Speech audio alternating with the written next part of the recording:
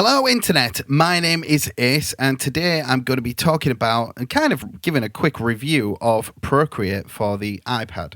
I'm using the iPad Pro, the 12.9-inch one with the Apple Pencil. So, if you're looking for it on another device, info, probably best to look elsewhere. But I'm just going to kind of run down how I use it and what kind of things you can expect from it before buying.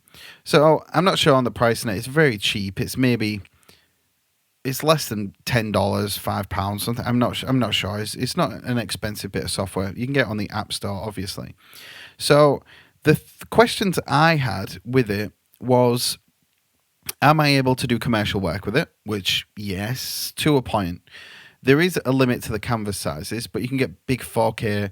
I've got now this here is a 16-inch by 9-inch canvas at 300 dpi, and I've got big brushes, and I can use any of these brushes really, and there's no lag whatsoever from me drawing on the screen and actually seeing it. So you get big pencils and stuff, you can shade with them, everything like that. From that point of view, from the lag point of view, it's absolutely fantastic. The only thing it limits when you get onto huge canvas sizes is how many layers you can have. To me, personally, that's not a problem because I tend to approach digital work as I would approach oil painting or acrylics or whatever. And I use one, maybe two, possibly three layers in a drawing. So I don't use very, very much. So the great thing about it is the gestures. So if I just kind of put 3 fingers on the screen and wiggle my hand, then it closes the layer. So just tap two fingers really quick, and it undoes. So undo, and then 3 fingers really quick, it redoes. So everything becomes very intuitive once you've got used to the gestures. You just pinch to rotate and zoom, and that works absolutely flawlessly. Now on the left-hand side here, you have your brush size, and you have the opacity, so you can turn it down. And the good thing about this is it's kind of dependent on the brush. So if you take the 6B pencil, you can have like maximum size limits and stuff like that. So you can increase those things. So look, this is like a huge thing. Again, there's no lag whatsoever. Bring that down, you've got like a more normal pencil size. Another good thing about the pencils and everything like that is if you're drawing on the point, sorry, let me make it a bit more normal size. If we're drawing on the point like this, it's just like drawing with a pencil. If you tilt it, this is the same brush, same size, everything like that. I'm just tilting. I can push hard and then light and tilt and light and all that stuff. You get all that stuff which you would expect from a pencil. Do I tend to use that stuff? No. But that's because I kind of enjoy cross-hatching and stuff like that a bit more. And the paintings you can see being done on the side in super fast motion, they were all done on Procreate. In fact, the Michael Jackson caricature was the first thing I ever did in Procreate, and in fact, my first digital painting actually, because I was always a bigger fan of traditional mediums. So that was my first painting. My second painting is the Ronnie Wood caricature there. They were all done in this using the standard brushes that come with it. There was no modifications done on anything. So as you can see, it comes with lots of brushes. One thing which I didn't notice for about 3 or 4 paintings was the fact that you can swipe across the top and there's loads of different brushes. You can add your own brushes and extra brushes and things like that. And yeah, they're all just really good. So if we use the ink bleed pen, kind of look, and if we zoom in there and use it, you can see, let me stick it more of a solid black, just so you can see how it emulates traditional media very, very well.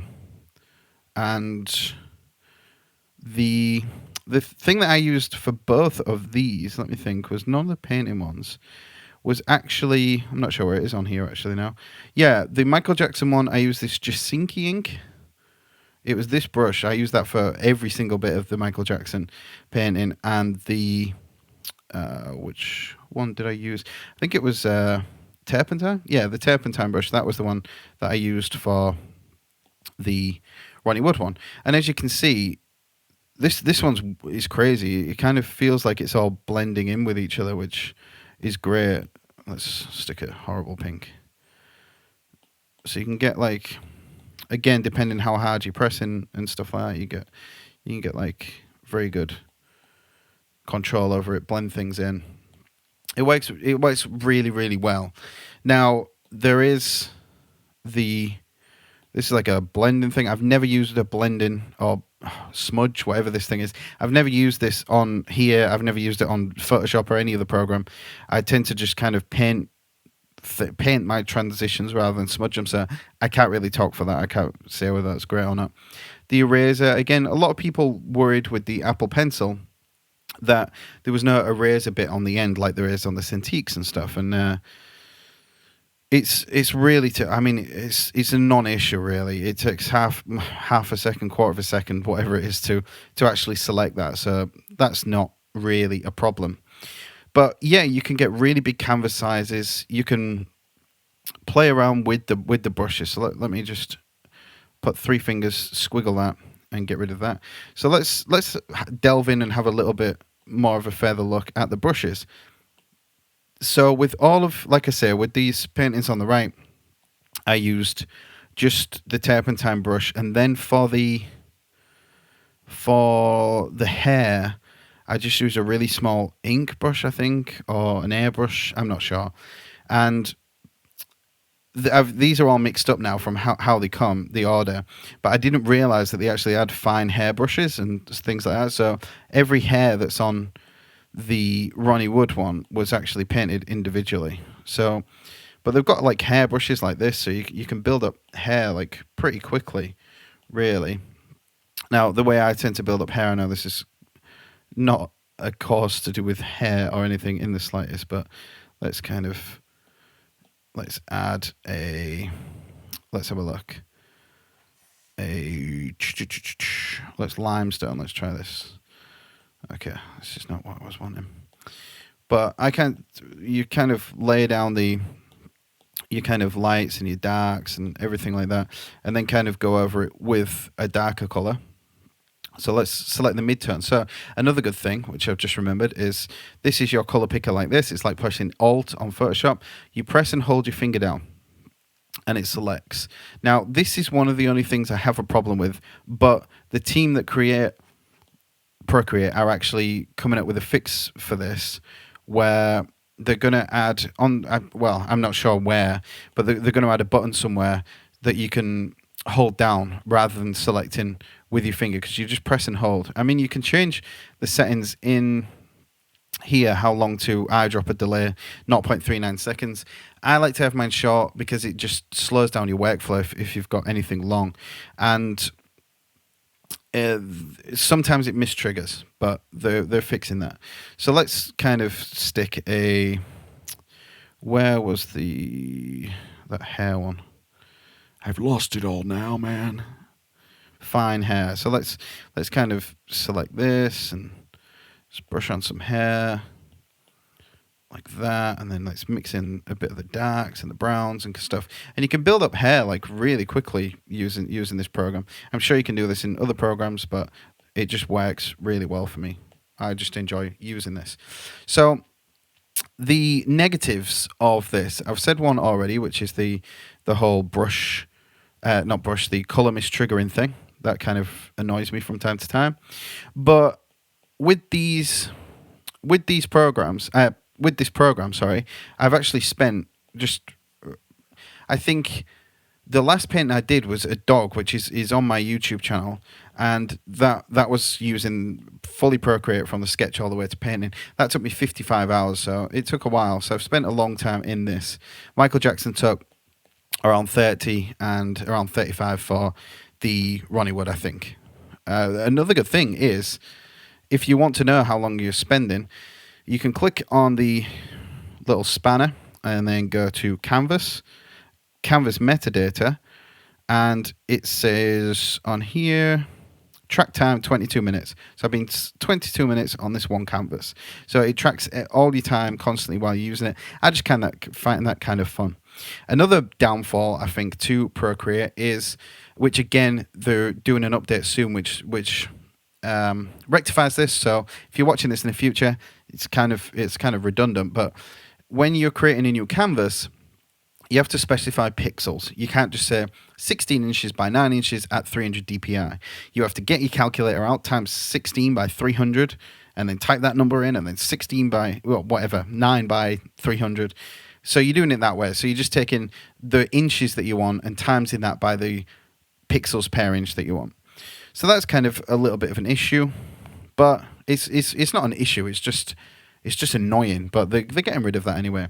And as you can see in these preferences here on the canvas, we have recorded video size, video preset quality. So it records all the strokes that you do, and you can play them back like the videos on the right. That's exactly what was just done with this. So you can do that. Then there's an instant replay thing, so you can kind of play through and watch what you've been doing with this, which you've already been watching. So then what other things in the preferences is you can share to your different, you can export to like PNG and JPEG and everything like that.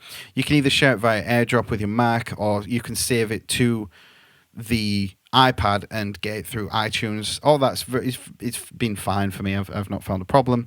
You've got your different styluses that you can have here. What I've just done, I have no idea. Let's click on none. And then you've got your other preferences. You can have a dark interface or a light interface. Mine's always been on dark. I'm not sure why it's on light now, but we'll keep it. Then you've got loads of great stuff that you can faff around with. You can edit the pressure curve of the pencil, and it's very expressive. The only thing I'm not too keen on, excuse me, but again, this is something that they've reported they're fixing in a future update, is the inking engine. It's not, I mean, you can get a lot of thicks and thins, but I'm just not totally sold on this, but they're updating that as well. So if you're doing comics at the moment, check the updates. I'm sure it'll be out by the time you're watching this, but there is that's just one issue that I find, but that may be a personal thing. I'm not super. I've only been doing digital art really for not a lot of time really. I've been focused mainly on traditional and drawing rather than actual painting. So that may be the reason why I just prefer using brushes and pens to do my ink in real life. So that may be an issue for myself. So I can't really put a knock on that for the actual product. So I can't think anything else which I'd really need to cover. You can do huge pieces of work that just look fantastic. You can emulate traditional media. You can do everything. So the interface is probably the best thing about it. It's so clean. There's only the options you would need. And if you tap with 4 fingers, you can strip that even further. So you can just work on your piece and then tap 4 fingers and it's back again. So the select tool, so there's a select tool here. So you just draw around everything. And then the arrow tool is for moving around. So you can use this magnet down here to keep proportions. So if I go like that, it's like that. Sorry, that hair there is not moving because it's on a different layer. So if you undo that, you can free transform. Then you can flip things. It's very easy. It's great. I absolutely love. I just love working on it. It's very quick. I tend to use desktop software a little bit more now, but that's no slight against this. You can do professional work. You can definitely do work for clients on this. I have done work for clients on this, so it's not yes, you probably could. I 100% have. So you can make things bigger, smaller, everything like that. And then finally there are like the adjustments. So you've got your layer opacity. You just drag where you want that. You have your, let's have a look. You've got your blurs and stuff. You can add noise. There's just loads of great things that you can do. The hue and saturation, everything. Let's bump that up a little bit. And although you're probably going to want to finish off your images or kind of edit images, it's not really for that. You'd want to do that in Photoshop or something that's meant for that, possibly. I tend to just do my pictures and then leave them pretty much as they are. So we've got that. And then, okay, as well, the other thing You've got the styles. I can't remember what these are called, like filters or whatever. So you can go on dark. You've got multiply and linear burn, color burn, all your lightens, and they just work exactly the same as you'd expect them to work in Photoshop. No difference really. So yeah, so this is my review of Procreate. If anyone's got any questions about Procreate, let me know, and I'll see if I can answer them. And yeah, just I don't know, just subscribe and like the video. Let me know if there's anything else you want to see in the future, and I'll see you next time. In fact, I might next time do a review on the iPad Pro for artists. So I'll talk about the stylus, the Apple Pencil, sorry, not stylus, sorry, and how that feels on the screen, and just everything like that. I'll talk about it more from a general art point of view.